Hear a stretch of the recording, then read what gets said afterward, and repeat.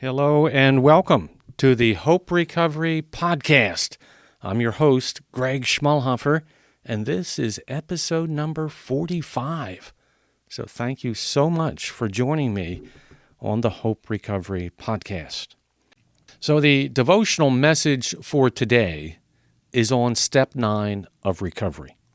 Step 9 from Narcotics Anonymous is given as, "We made direct amends to such people wherever possible, except when to do so would injure them or others." Step 9 really highlights one of the fundamental principles of the 12 steps of recovery, in that at the core of the 12 steps, the focus is on a heart change that involves a deep personality change. The 12 steps are focused on dramatic change that begins really with a spiritual change that involves a newfound relationship with God, with our higher power. This new relationship with God then also impacts how we think and act, and ultimately it also impacts our relationship with people, with our friends and loved ones and coworkers, and even to everyone we interact with. This focus of the 12 steps of recovery is evident throughout each step. The 12 steps are all integrated with careful and intentional reflection at each step along the way. They are not simply a list of action steps, but rather they are all combined with careful and intentional reflection before any action steps are to be taken. Words of instruction such as "we admitted," "came to believe," "made a decision," "searching and fearless," "exact nature," "were entirely ready," "humbly asked," and "became willing." All of these words are words that require careful consideration and reflection at each step along the way of these 12 steps of recovery. They all focus on a heart change, a deep personality change. In essence, a spiritual change that reflects a newfound relationship with God. That then causes us to change how we interact with our family and friends, and even how we interact with all people each and every day. And so all of this brings us to step 9 of recovery, such that after all of this heart change and personality change and spiritual change, now we are given the instruction to make amends, to actually go and make amends to the people we have harmed. But even step 9 keeps the focus on other people, as part of the instruction is to do so wherever possible, except when to do so would injure them or others. Yes, it is important to make amends to those we have harmed, but the focus still requires us to carefully and intentionally consider if this amends would injure them or others.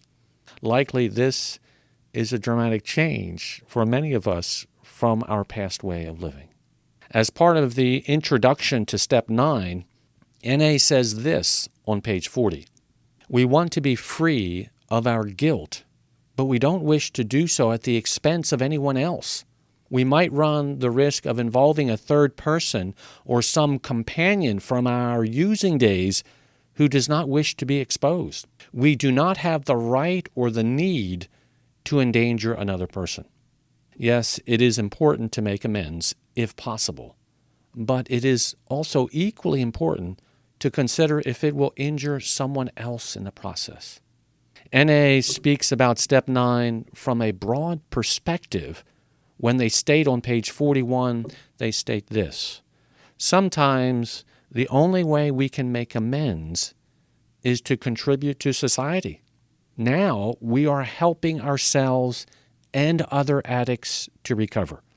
This is a tremendous amend to the whole community." Here, N.A. points out, in their own way, that the most important thing we can do for ourselves and other addicts, and then even to the whole community, is to be successful in recovery. Being successful in recovery is a great amend to everyone. NA ends their introduction to Step 9 when they point out the spiritual component of Step 9 on page 42 when they say a lot of courage and faith goes into making an amend, and a lot of spiritual growth results.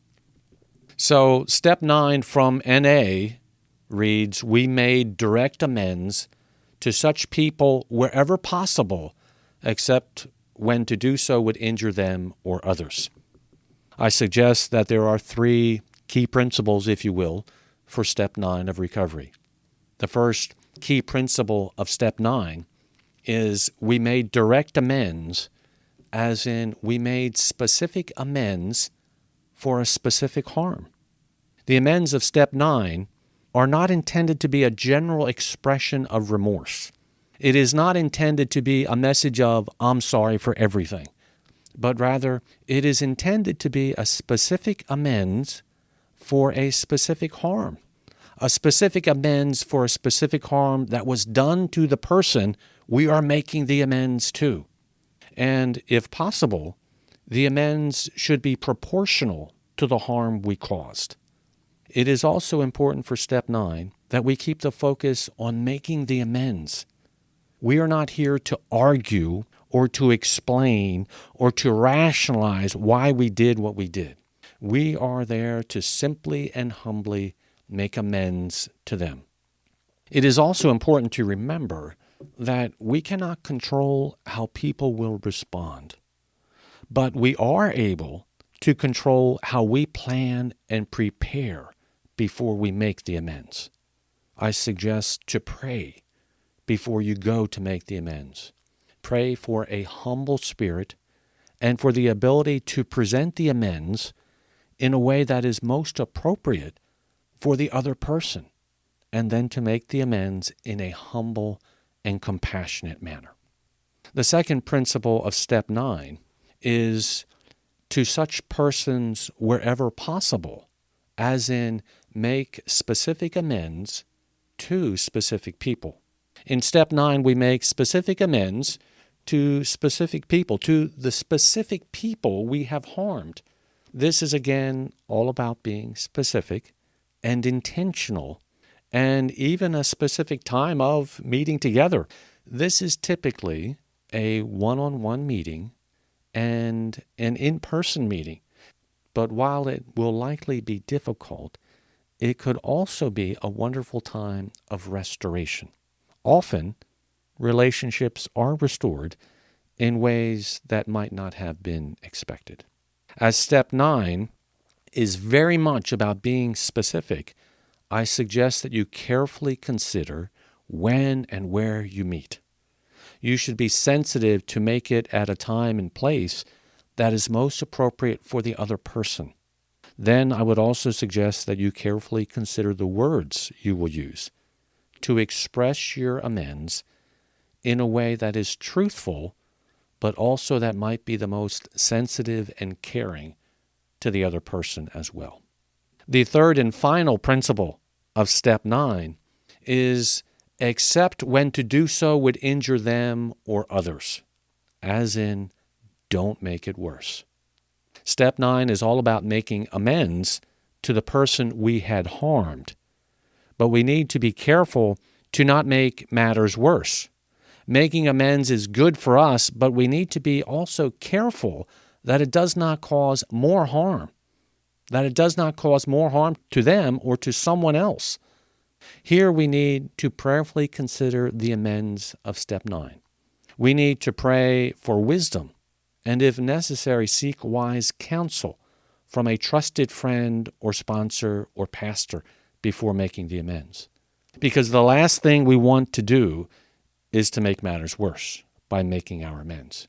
Here we need to be compassionate and consider the needs and feelings of the other person, which is likely very different from how we felt and acted when we first caused the harm. And that consideration is a reflection of a personality change, of a heart change, and ultimately of a spiritual change as well, which is what the 12 steps of recovery is all about. This discussion of step 9 reminds me of the passage from Luke chapter 19, verses 8 and 9, which I think relates well to the principles of step 9, when it talks about repaying for past harms, and then even dramatic change as well.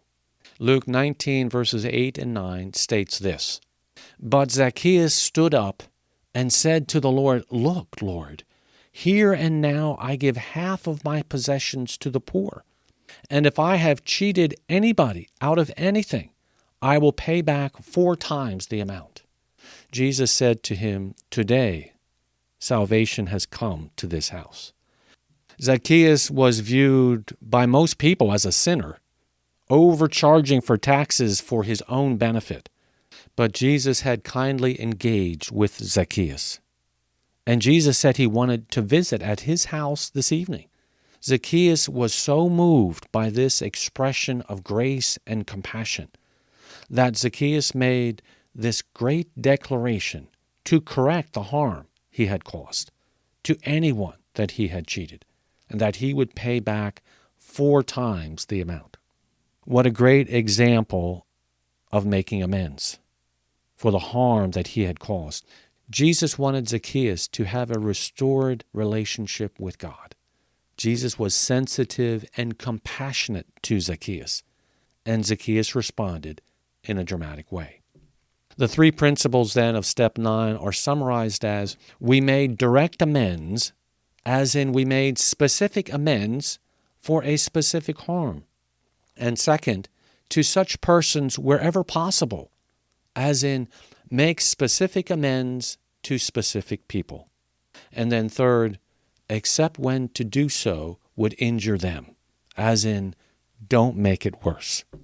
Step 9 is a powerful step where the focus is on others and making specific amends for the specific harm we had caused, and doing it in a way that is compassionate and sensitive to that person. As I consider step 9 of recovery, I am so grateful that God does not require that of us. God does not require us to make amends to Him for all of our past sin, for all the times we failed God. But all that God requires is an expression of faith in Christ, for us to put our hope and faith and trust in Jesus.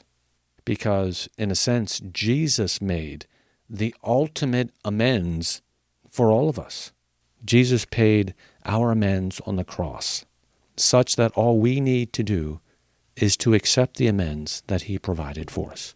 While that may be difficult to understand, it is a clear message of the Bible. So I encourage you to accept the great amends that Jesus provided on the cross. John 3:16 expresses God's great love for us, and even this great amends when it states, "For God so loved the world that He gave His one and only Son, that whoever believes in Him shall not perish, but have eternal life." I encourage you to consider step 9 carefully when you prepare to make your amends. Do it with grace and compassion, and in a way that is sensitive to the person you are making the amends to. And then be specific with your amends to specific people with a humble and caring spirit.